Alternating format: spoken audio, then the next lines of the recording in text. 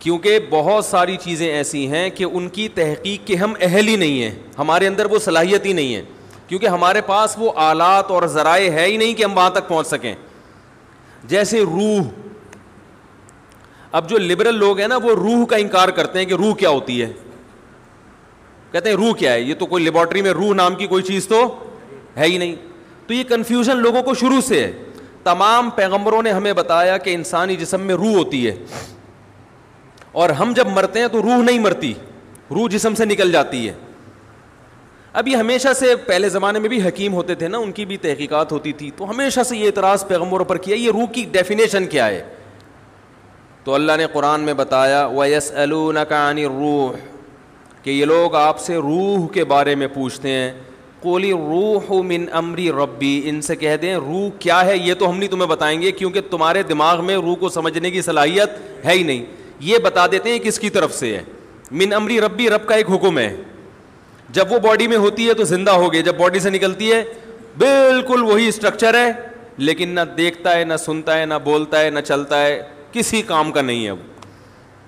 اور آگے اللہ نے بتا دیا کہ جواب تمہاری سمجھ میں نہیں آیا, ہمیں پتہ ہے نہیں آیا, لیکن ہم اس کی اس اشکال کا جواب دے دیتے ہیں کہ ہم نے ایسا جواب دیا جو تمہاری سمجھ میں نہیں آیا. وجہ اس کی یہ نہیں ہے کہ ہمارا جواب غلط ہے, وجہ اس کی ہے کہ تمہاری صلاحیتیں محدود ہیں. وما اوتیتم من العلم الا قلیلا, اللہ نے تمہیں علم نہیں دیا مگر بہت تھوڑا. یہ جو انسان کائنات کو مسخر کر کے بیٹھا ہوا ہے اور کہہ رہا ہے میرے پاس اتنی نالج, میں نے یہ کر لیا, میں نے یہ کر لیا, اللہ کہتے ہیں یہ بہت تھوڑا ہے, اصل تو دیا ہی نہیں ہے. آج جو ریسرچ ہے نا, وہ جو چیزیں اس کائنات کے جو راز ہیں ان کے مقابلے میں وہ ریسرچ سمندر کے قطرے کے برابر بھی نہیں ہے, سمندر جیسے سمندر کے مقابلے. اب آپ دیکھیں آج سے 150 سال پہلے جو سائنسدانوں کی ریسرچ تھی وہ سمجھتے بہت ریسرچ ہو گئی ہے, ایسا ہی ہے نا, وہ سمجھتے تھے بہت تحقیق ہو گئی ہے. اب اگر کوئی پرانے زمانے کا سائنسدان آئے بولے بھائی ہم تو بالکل ہی فارغ تھے, ہمیں تو کچھ پتہ ہی نہیں تھا, ایسا ہی ہے نا, تو ایسا ہی 200 سال کے بعد ہمیں بیوقوف سمجھیں گے. وہ بولیں گے یار یہ 4G استعمال کرتے تھے, اتنے بیوقوف لوگ.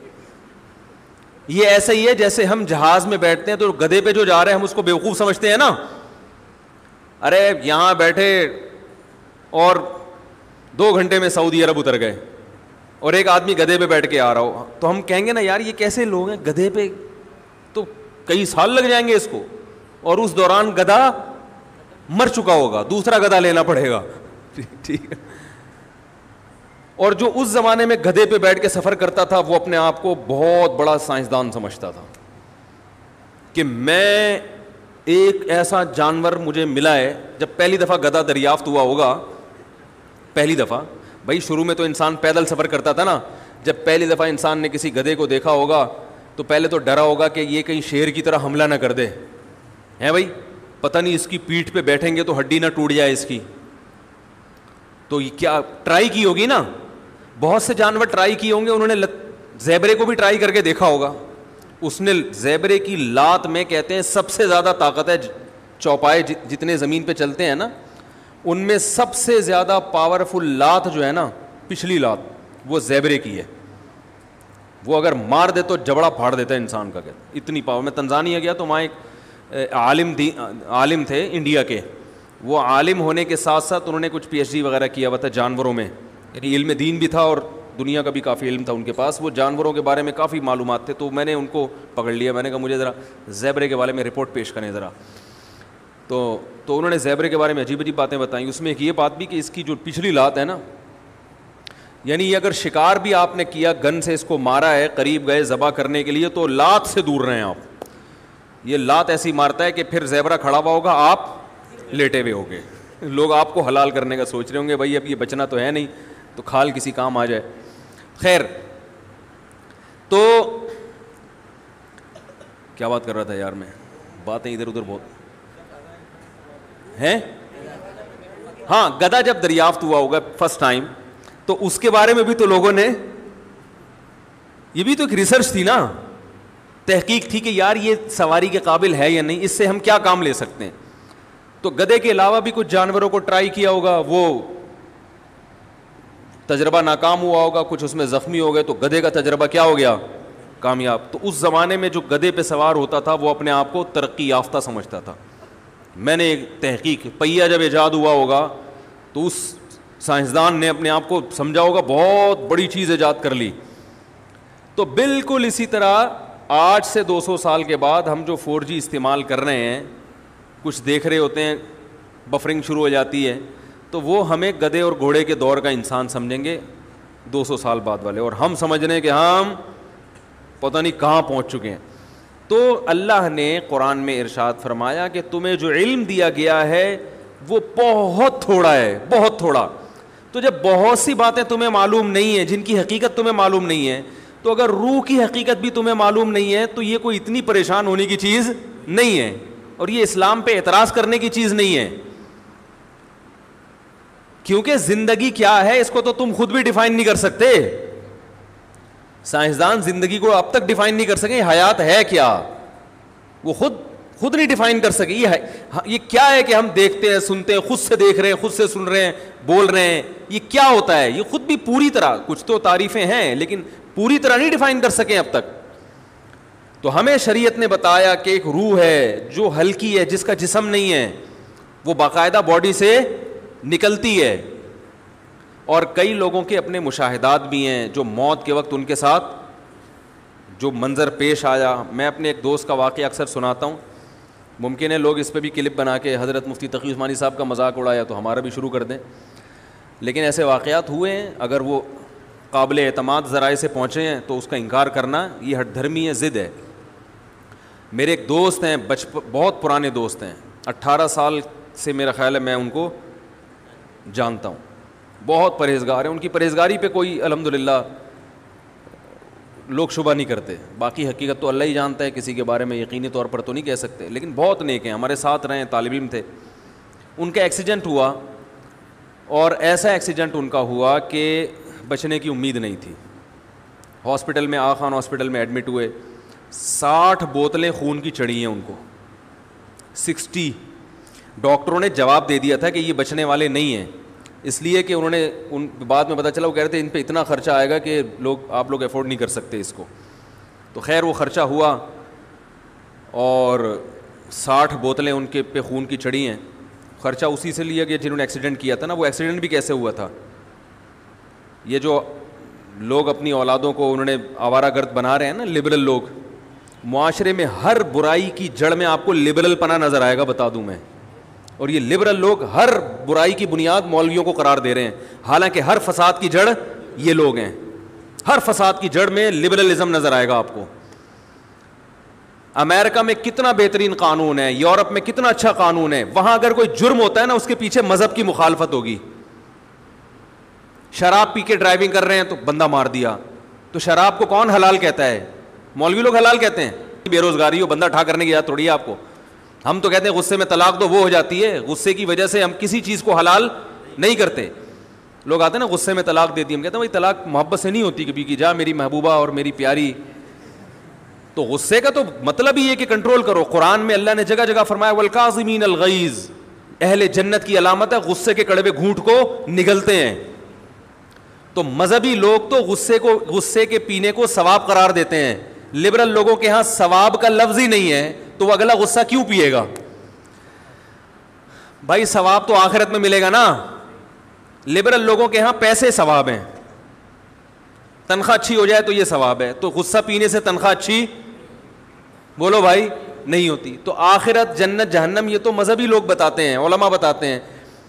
اور لبرل لوگ تو یہ ان کے ہاں تو جنت جہنم ہی نہیں ہے. جنت جہنم ہی نہیں ہے تو وہ غصہ پی کے کیوں ٹینشن میں آئے گا؟ وہ کہے گا بھائی بھیڑ دو, گاڑی چڑھا دو اس کے اوپر. غصے میں آیا ہوا اور باس پہ غصہ جاری نہیں کر سکتا تو بیگم پہ آگے غصہ نکالتا ہے. بیگم پہ غصہ آیا, وہ ذرا پاورفل ہے تو آگے اپنے ملازمین پہ نکال دے گا غصہ. حضرت مفتی محمد شفیع صاحب رحمہ اللہ تعالیٰ مولوی تھے, کیونکہ آج جب سے یہ فساد چودھری کے علماء کے خلاف بیانات آئے ہیں نا, لوگ بہت بڑھ چڑھ کے اپریشیٹ کر رہے ہیں اس کو. یہ ہے صحیح انسان کا بچہ, یہ ہے صحیح جو ہے نا ملک میں جو ہے وہ براڈ مائنڈڈ. تو میں حضرت مفتی محمد شفیع صاحب رحمہ اللہ تعالیٰ لکھا ہوا ہے تحریر میں کہ جب مجھے اپنی اولاد پہ غصہ آتا ہے نا تو میں اس وقت ان کو کچھ نہیں کہتا, اس لیے کہ اس بات کا خوف ہوتا ہے کہ غصے میں میں کہیں حد سے تجاوز نہ کر جاؤں. اندازہ لگاؤ یار, جن لوگوں کے دل میں آخرت کا خوف ہے, حالانکہ اولاد تو ویسے بھی اپنے کنٹرول میں ہوتی ہے, اور پھر وہ بچے بھی ماشاءاللہ مفتی تقی عثمانی صاحب جیسے جب وہ چھوٹے تھے, لیکن کیا کہتے ہیں جب غصہ ختم ہو گیا پھر بلا کے اگر مارنا ہے تو جو بھی اعتدال کے ساتھ مارا جائے گا تو وہ بھی اس میں پھر اعتدال رہتا ہے. غصہ آیا تو انسان کہتا ہے چپیڑ دو بس اس کو, ٹھیک ہے نا, ایسی کی تیسی کر دو. اتنا کنٹرول, کیونکہ یہ نبی نے سکھایا ہے.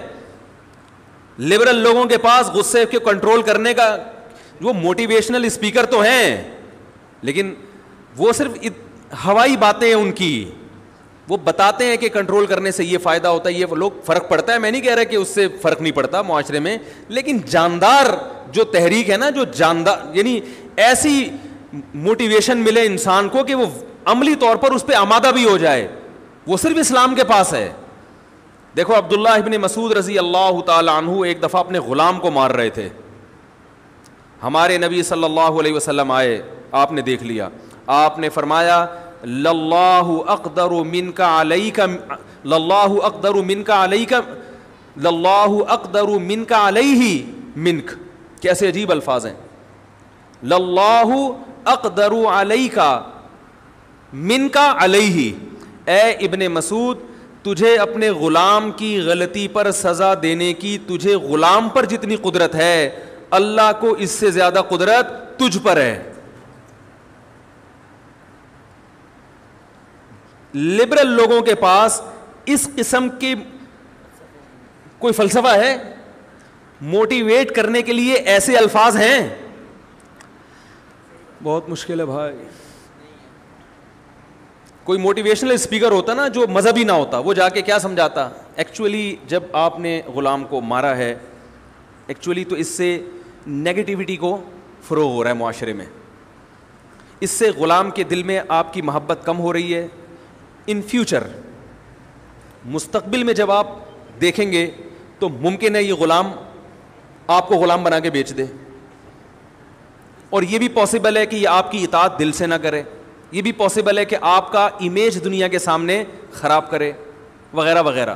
ٹھیک ہے, ان سب باتوں سے انسان موٹیویٹ ہوتا ہے, لیکن نبی کے الفاظ کیسے نپے تلے, ایک لفظ نے ایسا موٹیویٹ کر دیا ابن مسعود کو. ہو کہا ابن مسعود جتنی تجھے طاقت اس غلام پہ ہے نا, اللہ کو اس سے زیادہ طاقت تجھ پہ ہے. کیا مطلب, اس کی غلطی پر تو جتنی سزا اسے دے رہا ہے اس لیے کہ غلام ہے, یہ بھاگ نہیں سکتا, تو تیری غلطی پر اللہ اس سے زیادہ سزا دے سکتا ہے, اور اس میں تو بھاگنے کا چانس ہے, تیرے بھاگنے کا چانس نہیں ہے. ایسا موٹیویٹ کیا ابن مسعود کو. ابن مسعود تو وہی عرب کے جاہل معاشرے میں پیدا ہوئے تھے, لیکن آگ بھر دی. ابن مسعود نے فرمایا ہوا عتق لوجہ اللہ, یا رسول اللہ یہ اللہ کے لیے آزاد ہے. حالانکہ نبی نے آزاد کرنے کا حکم بس یہ کہا تھا احتیاط کرو, یہ بھی نہیں کہا تھا نہیں مارو. کیا ہو گیا بھائی, نبی نے یہ بھی نہیں کہا کہ اس پہ دوبارہ ہاتھ نہ اٹھانا, یہ بھی نہیں کہا. بھائی غلام ہے, بعض دفعہ ہاتھ اٹھانا پڑتا ہے, شرافت کا دور تھوڑی ہے. آج تو بالکل بھی نہیں ہے, اس زمانے میں بھی ماتحت لوگوں کو تو بڑے سخت جان ہوتے تھے نا, قابو کرنا پڑتا تھا. نہ تو نبی نے یہ کہا کہ اس کو مارو نہیں, نہ نبی نے یہ کہا کہ ہلکا مارو. بس ایک بات کر دی, ٹھیک ہے مار رہے ہو, یہ تمہارا مارنا جائز ہے یا ناجائز ہے, میں اس بحث میں نہیں پڑتا, ممکن ہے کوئی وجہ ہو, بس اتنا سوچ لو کہ اس نے کوئی غلطی کی ہوگی جو تم مار رہے ہو, تو تم غلطی کرو گے تو سزا اللہ دے گا. تو ایسا موٹیویٹ ہوئے کہ احساس ہو گیا بھائی میں تو چاہتا ہوں کہ اللہ میری غلطیاں معاف بھی کرے اور احسان بھی کرے نا, تو میں صرف اس کو غلطی پہ جو میں نے سزا دی ہے یہ نہیں کہ آئندہ سزا نہیں دوں گا, غلامی کے توق سے ہی نکال دوں گا تاکہ یہ آپشن ہی ختم ہو جائے, آزاد ہو جائے میری طرح, پھر جو مرضی کرتا پھرے. غلام کروڑوں, اس زمانے میں سب سے قیمتی مال غلام ہوتا تھا. آج اگر کسی کے پاس پراڈو ہے نا یا طارق روڈ میں دکانیں ہیں, وہ اتنی قیمتی نہیں تھی کیونکہ انسان پورا کنٹرول میں ہے نا, اس آدمی کی عزت ہوتی تھی جس کے غلام ہوتے تھے. تو یہ موٹیویشن یہ لبرل لوگوں کے پاس یہ فساد چودھری جب ملک میں لبرلزم لے کر آئے گا نا, فساد چودھری جیسے لوگ, تو اس سے جرائم کی شرح بہت بڑھ جائے گی. سمجھ میں آ رہی ہے بات؟ اس سے ملک ترقی نہیں کرے گا, جرائم کی شرح بے پناہ بڑھ جائے گی اس سے. تو کیا کہہ رہا تھا, کہاں سے فساد چودھری آ گیا یار؟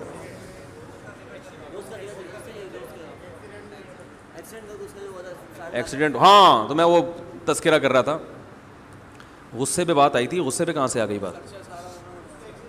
ہاں, میں یہ بتا رہا تھا ایکسیڈنٹ ہوا کیوں تھا.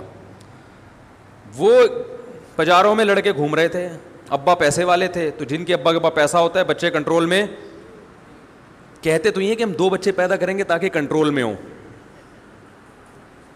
غریبوں کے ہاں بچے زیادہ ہوتے ہیں, دولت مندوں کے ہاں دلیل یہ دیتے ہیں کہ ہم کم اس لیے کہ تاکہ غربت بڑھ رہی ہے دنیا میں. تو جن کے بڑھ رہی ہے وہ تو ان کو فکر نہیں. آپ کو تو اللہ نے اتنا پیسہ دیا تو آپ کو تو اولاد زیادہ چاہیے, یہ قبر میں لے کے جاؤ گے پیسہ. انسان کی خواہش ہوتی ہے, نیچر ہے کہ میرا پیسہ میری اولاد استعمال کرے, سمجھ رہے ہیں؟ تو اور وہ بھی کنٹرول سے باہر. تو وہی پجاروں لے کے گھوم رہے تھے اور وہ رانگ جاتے ہوئے انہوں نے جو ہائی روف کو مارا ہے, ایسے ایسے علماء اس میں شہید ہوئے ہیں. بعد میں پتہ چلا کہ وہ گاڑی کے اندر سے کچھ ایسی چیزیں بھی نکلی جس سے پتہ چلتا تھا کہ یہ عیاش لوگ ہیں, کنٹرول سے بالکل باہر. تو ظاہر ہے جب عیاشی کریں گے تو پھر رائٹ اور رانگ کا تھوڑی پتہ چلے گا کہ رائٹ سائڈ پہ چل رہے ہیں یا رانگ سائڈ پہ چل رہے ہیں.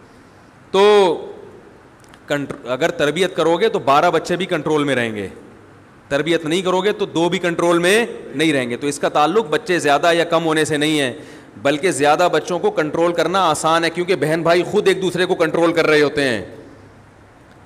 ان کا بھی آپس میں رشتہ ہوتا ہے, صرف باپ اور اولاد کا, ماں اور اولاد کا رشتہ نہیں ہوتا. یہ جو بچے ہیں نا, ان کا آپس میں بڑا زبردست ریلیشن ہوتا ہے. ہمیں بچپن میں ہمارے ابا نے اتنا کنٹرول نہیں کیا جتنا بھائیوں نے کنٹرول کیا ہے. ابا تو آفس میں ہوتے ہیں, اور پھر ابا پرانے زمانے کے ہوتے ہیں, ان کو نئے زمانے کی چالاکیاں پتہ نہیں ہوتی. نئے زمانے کی چالاکیاں آپ کے بھائی بہنوں کو پتہ ہوتی ہیں.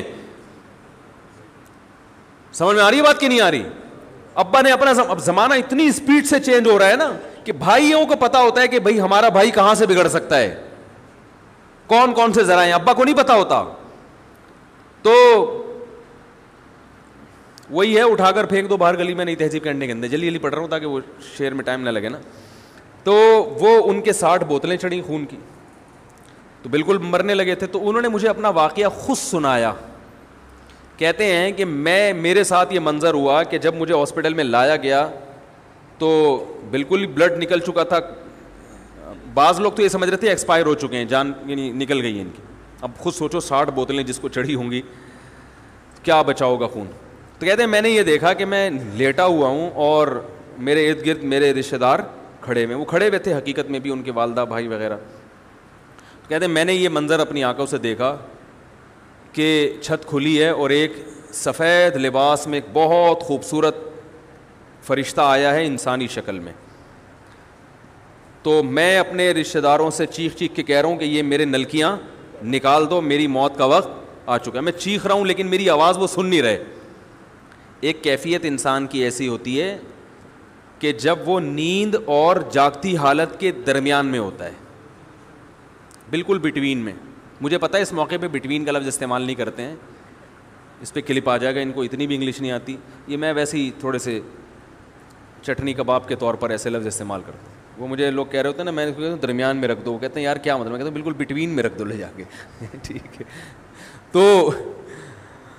تو وہ جو ہے میں نے, وہ کہتے ہیں کہ میں بتا رہا تھا کہ ایک حالت ہوتی ہے انسان کی, جاگتی حالت اور خواب کے درمیان میں, جہاں وہ کچھ خواب بھی دیکھ رہا ہوتا ہے اور کچھ اس زندگی سے بھی اس کا تعلق ہوتا ہے. تبھی آپ اس سے کچھ بات پوچھیں گے تو وہ جواب دے گا, مگر الٹے سیدھے جواب دے گا. غنودگی میں نا جواب دینا اس کی علامت ہے کہ وہ آپ کے سوال کو سن رہا ہے, اور غلط جواب دینا اس کی علامت ہے کہ آدھا یہاں ہے آدھا کہیں اور ہے. ایسا ہوتا ہے نا غنودگی میں. تو بعین ہی اسی طرح ہمیں قرآن و سنت سے پتہ چلتا ہے کہ انسان کے جب مرنے کا وقت آتا ہے تو ایک کنڈیشن تو یہ کہ پورا اس دنیا میں, ایک کنڈیشن ہے پورا برزخ میں, اور ایک درمیانی کنڈیشن ہوتی ہے جس میں آدھا ادھر ہوتا ہے اور آدھا برزخ میں. یہ سب پر آتی ہے کنڈیشن. یہ وہ وقت ہے جب توبہ قبول نہیں ہوتی. یہ جو قرآن میں آتا ہے نا کہ کیونکہ توبہ قرآن میں آتا ہے اور حدیث میں بھی آتا ہے کہ اس وقت توبہ قبول نہیں ہوتی. حالانکہ اب یہ توبہ قبول ہونا نہ ہونے کی یہ لفظ اس کی علامت ہے کہ کچھ دنیا میں بھی ہے, کیونکہ برزخ میں تو بہرحال توبہ قبول نہیں ہوتی نا. تو پتہ چلا ابھی توبہ کا آپشن ہے اس کے پاس, یعنی آپشن کا مطلب توبہ پر قدرت ہے, کیونکہ ابھی تھوڑا سا اس دنیا میں یہ موجود ہے, لیکن کچھ وہاں جھانکنا شروع کر دیا اس نے. اب چونکہ وہ آخرت کا منظر دیکھ لیتا ہے اپنی آنکھوں سے کہ میں مر کے مٹی نہیں ہو رہا, میں ختم نہیں ہو رہا, بلکہ ایک جہاں سے دوسرے جہاں میں میری روح شفٹ ہو رہی ہے. تو اس وقت جو منظر جب وہ دیکھتا ہے اپنی آنکھوں سے کچھ یہاں اور کچھ وہاں, تو اس کو سکرات موت کہتے ہیں. اس کو کیا کہتے ہیں؟ اس کو غرغرہ بھی کہتے ہیں. حدیث میں آتا ہے ان اللہ یقبل توبۃ عبدہ ما لم یغرغر, جب روح اٹکنے لگتی ہے نا اس وقت تک اللہ بندے کی توبہ قبول کرتے ہیں, اس وقت نہیں کرتے پھر, کیونکہ اب یہ ایمان غیب کا نہیں رہا, اب یہ دیکھ لیا انسان نے. اب وہ سارے اس کے دلائل جو ہے نا کہ میری عقل نہیں مانتی, مجھے اللہ نظر نہیں آتا, مجھے تو فرشتے نظر نہیں آتے, آج تک سائنسدانوں نے کوئی لیبارٹری میں فرشتہ دریافت کیوں نہیں کیا, یہ ساری اس کی بحثیں کیا ہو جاتی ہیں, یہاں ختم ہو جاتی ہیں. اللہ اس کو دکھا دیتے ہیں. تو وہ کہتے ہیں کہ میں نے دیکھا کہ اس کنڈیشن میں ہوں میں, اور میں نے دیکھا کہ چھت کھلی ہے, میں چیخ رہا ہوں کہ بھائی ہٹ جاؤ, میری موت کا وقت آ گیا, یہ نلکیاں نکال دو. کیوں؟ اور وہ فرشتہ قریب آتا جا رہا ہے. کہہ رہے وہ قریب آتے آتے آتے آتے اس میں خوشبوئیں, بڑا خوبصورت اس کا چہرہ, بڑا نورانی اس کا سفید لباس اس کا. تو کہہ رہے ہیں اب دیکھو دینداری ہے نا, تو ہر وقت اللہ کی رضا کی فکر کہ اس موقع پر کیا کرنا ہے. کہہ رہے میں سوچ رہا اس موقع پر نبی کی کیا سنت ہے. تو فوراً خیال آیا نبی صلی اللہ علیہ وسلم نے آخری عمل جو کیا تھا وہ مسواک کا کیا تھا. دیکھو اسلام میں صفائی کی کیا ویلیو ہے یار, دنیا سے جانے سے پہلے دانت صاف کر کے جا رہے ہیں بھائی. کیا ہو گیا بھائی؟ میں حیران اس لیے ہو رہا ہوں کہ ہم اپنے حالات دیکھ لیں نا, سنتے تو ہیں یہ جو گٹر ابل رہے ہیں, یہ دنیا سے جانے, یہ تو بالکل زندگی میں ہیں, بلکہ اس کی وجہ سے دنیا سے جا رہے ہیں لوگ. بیماریاں پھیل رہی ہیں, کچھ گٹر میں ڈوب کے ہلاک ہو رہے ہیں, کچھ گر کے ہلاک ہو رہے ہیں, پتہ نہیں کتنے بچے غائب ہیں. اللہ معاف فرمائے, ہمارے محلے میں جہاں میں رہا کرتا تھا ایک بچہ صبح سے غائب ہوا, 6-7 سال کی عمر. اعلانات ہو رہے ہیں مسجدوں میں. مغرب میں کسی نے کہا یار یہ گٹر کھول کے دیکھو, کیونکہ گٹر کا ڈھکن جو ہے نا ایسے تھا کہ وہ یعنی ایسے جھولتا تھا. تو وہ 6 سال کا بچہ جب گٹر کا ڈھکن ہٹائے اندر مرا ہوا پڑا ہوا ہے. کیا ماں باپ پہ گزری ہوگی, بیچارہ کب سے چیخ رہا ہوگا اندر. تو ڈھکنوں کی یہ حالت ہے. تو ادھر نبی صلی اللہ علیہ وسلم, فساد چودھری کو چاہیے ان چیزوں کو فوکس کرے, بولے بھائی اسلامی کنٹری ہے تو ہم حقیقی معنوں میں اس کو اسلامی ملک بنائیں گے. سب سے پہلے ہم اسلام میں طہارت کا حکم ہے تو صفائی مہم سے ہم شروع کرتے ہیں. ایسی باتیں کرو گے ہم آپ کو سینے سے لگائیں گے, ہم آپ کو گلے لگائیں گے. جب بیٹھیں گے الٹی, ہر 4 دن میں کوئی نہ کوئی نئی الٹی بات آ رہی ہوتی ہے. تو کام دھیلے کا نہیں ہے کام دھیلے کا نہیں ہے, اور باتیں الٹی الٹی. 1980 میں مدارس بنا دیے تھے تو یہ کر دیا تھا, تو بھائی ٹھیک ہے بن گئے تھے مدارس, وہ تو پہلے سے بنے ہوئے ہیں. ضیاء الحق نے اور تھوڑی ترقی دے دی. تو آپ یہ کہو بھائی مدارس, اور ضیاء الحق نے ترقی کا مطلب فنڈ کچھ نہیں دیا تھا. آج تک کسی گورنمنٹ نے مدارس کو ایک دھیلا بھی نہیں دیا ہے. حساب لیا ہے کہاں سے آ رہا, اور پریشان ہوئے ان کے بعد آتا کہاں سے ہے. پھر پتہ چلتا لوگ دیتے ہیں. تو لوگ اس لیے دیتے ہیں کہ لوگوں کو آپ پر اعتماد نہیں ہے, لوگوں کو مدارس پر اعتماد ہے. اگر آپ اپنا اعتماد بحال کر لو تو لوگ بھی آپ کو بھی دیں گے انشاءاللہ. اعتماد ہی نہیں ہے لوگوں کو, پتہ نہیں کھا جائیں گے, کیا کریں گے لوگ. تو زکاتیں بینکوں سے نکال لیتے ہیں لوگ, حکومت کو لوگ زکات نہیں دیتے. تو آپ یہ کہتے بھائی ہم نے یہ تو مولویوں نے مدارس تو آباد کر دیے, یہ ان کا بڑا کمال ہے کہ انہوں نے مدارس آباد کیے, ہماری ذمہ تھا کہ ہم یونیورسٹیوں کو آباد کرتے, اس میں ہم پیچھے رہ گئے, تو ہمیں شرمندگی ہے, ہم یونیورسٹیوں کو بھی کیا کریں گے آباد. ایسی باتیں کرتے, ہم کہتے ہیں ماشاء اللہ سبحان اللہ. پھر کہتے بھائی تو یہ پازیٹیوٹی پھیلائیں گے تو بھائی ہم بھی آپ کا ساتھ دیں گے, الٹی الٹی باتیں پھینکتے رہو گے بیٹھ کے. تو پہلے ہی ملک میں خلفشار اتنا ہے, آپس میں لڑائیاں جھگڑے پھڈے, منفی سوچ, تو اور وہ سوچ بڑھے گی. تو بھائی مجھے تھوڑی دیر بعد بتا دیا کریں میں کہاں کھڑا ہوا تھا. تو فرشتہ آ رہا تھا, پہنچا تھا یا راستے میں تھا؟ ابھی پہنچا دیا تھا میں نے. اچھا اچھا, وہ فرشتے کو چھت سے نیچے پہنچانے میں بہت ٹائم لگ گیا ہے. ایک دفعہ میں نے بیان کیا, بہت پرانا, یہ بہت پہلے کی بات ہے, اس وقت ریکارڈ نہیں ہوتا تھا, تو میں مثال دے رہا تھا سگنل سے نا. تو وہ بیان تھا میرا ماڑی پور میں, نیول کالونی میں. وہاں سے گلبائی ایک اڈا ہے, گلبائی تک پہنچتے ہیں تو تقریباً 15-20 منٹ لگ جاتے ہیں. تو میں مثال دے رہا تھا کہ سگنل پہ جب آپ گلبائی کے سگنل پہ جب آپ پہنچے تو دیکھو لال بتی ہوگی تو آپ رکو گے. تو میں سمجھاتے نا بہت لمبا بیان ہو گیا. تو ایک پٹھان دوست نے میرے کہنے لگے یار گلبائی آدمی 15 منٹ میں پہنچتا ہے, آپ نے 1.5 گھنٹے میں گلبائی پہنچایا ہمیں. کہہ رہے ویسے ہم چلے جاتے ہیں نا تو 15 منٹ پہنچ جاتے ہیں, اور آپ ابھی گئے نہیں ہو, صرف بتا رہے ہو, تو بتانے میں آپ 1.5 گھنٹے میں گلبائی, تو آگے گلبائی سے آگے پھر شیر شاہ بھی ہے, نازم آباد بھی ہے, وہ تو اور ٹائم لگے گا. تو وہ فرشتہ کہاں تک پہنچا تھا؟ اچھا قریب آ گیا تھا. تو وہ ہاں مسواک پہ بات آئی تھی, تو وہ انہوں نے, میں صفائی کی بات کر رہا تھا, تو انہوں نے کہا کہ کہتے ہیں میں نے کہا کہ بھائی فوراً کیا چاہیے؟ مسواک, تاکہ اب فرشتے کے یہاں تک پہنچنے سے پہلے میں کیا کر لوں, نبی صلی اللہ علیہ وسلم کی یہ سنت زندہ کر لوں, مسواک کر لوں. تو وہ کہہ رہے میں چیخ رہا ہوں, کوئی مجھے مسواک نہیں دے رہا. وہ فرشتہ آیا آتے آتے کہہ رہے میں اس کی ناک میری ناک کے بالکل قریب پہنچ گئی, بالکل ابھی ٹچ ہونے والی تھی کہ اس نے ایسے نیگیٹو میں نا سر ہلانا شروع کر دیا, نہیں ہوتے ہوتے ریورس ہو گیا, وہ چلا گیا. اور کہہ رہے میں ہوش میں آ گیا. یعنی ہوش کا مطلب میں میرے حواس مکمل کیا ہو گئے, بحال ہو گئے. تو اور یہ اور بھی بہت لوگوں کے ساتھ واقعات ہوئے ہیں. ہماری نانی اس طرح کا ایک واقعہ سنایا کرتی تھی.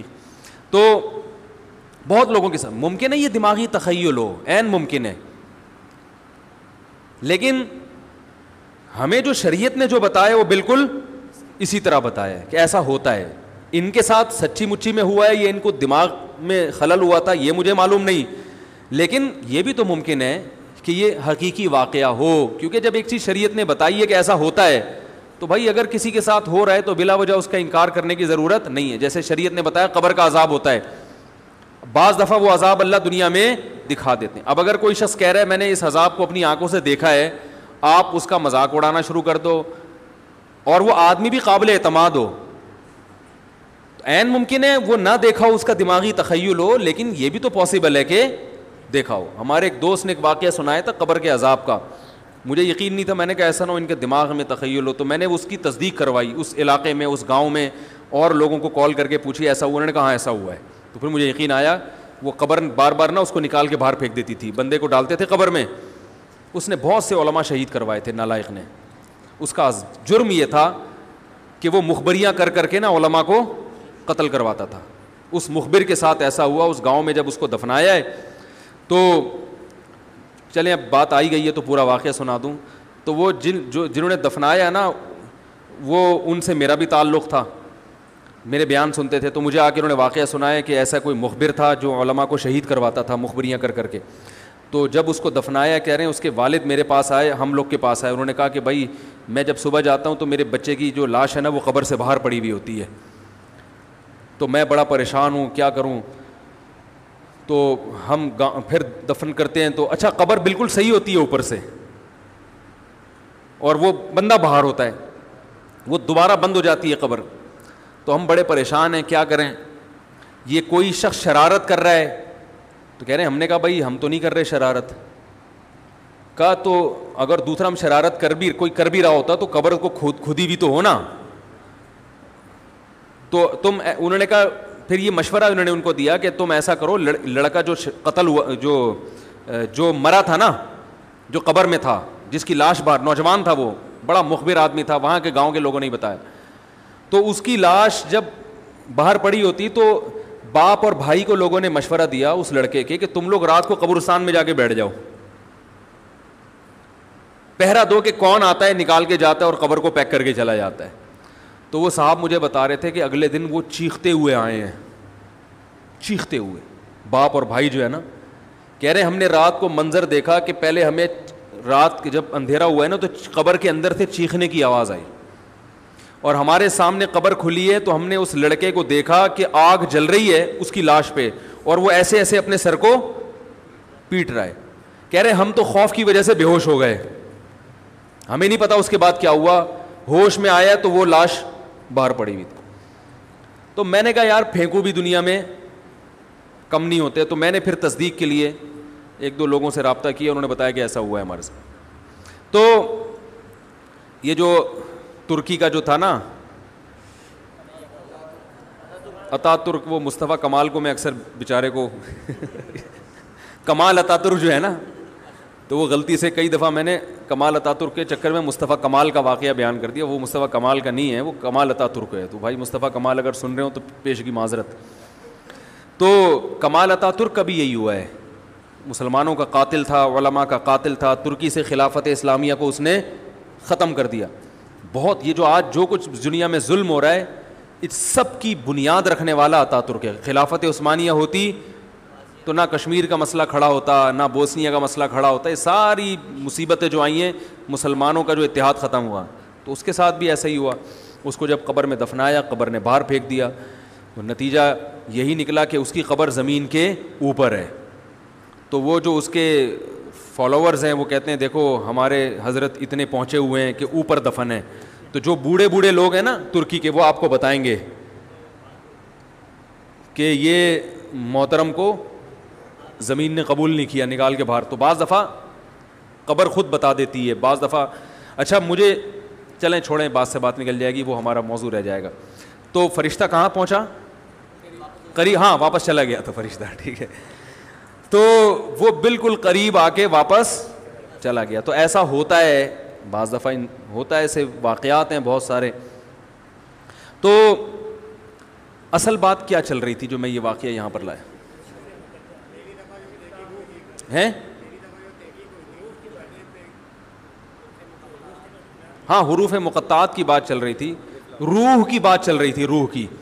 تو اسی طرح روح کی حقیقت کیا ہے یہ ہمیں معلوم نہیں ہے, لیکن ایک ہے, اس کا جسم نہیں ہے, وہ ہلکی چیز ہے, وہ سیکنڈوں میں سفر کرتی ہے. وہ تو وہ ہمارے جسم سے نکلتی ہے. نیک لوگوں کی روحیں فرشتے نکالتے ہیں, برے لوگوں کی روحیں وہ عذاب والے فرشتے نکالتے ہیں.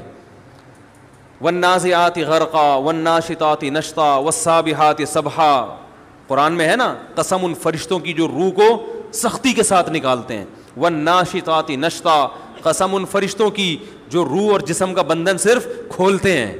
یعنی روح تو نکلنے کے لیے تیار ہوتی ہے. جب وہ آخرت کی چیزیں دیکھتا ہے نا انسان مرتے ہوئے, اور جنت کی اور وہ نعمتیں اس کو نظر آتی ہیں, تو روح تڑپتی ہے کہ میں اس جسم سے آزاد ہو جاؤں.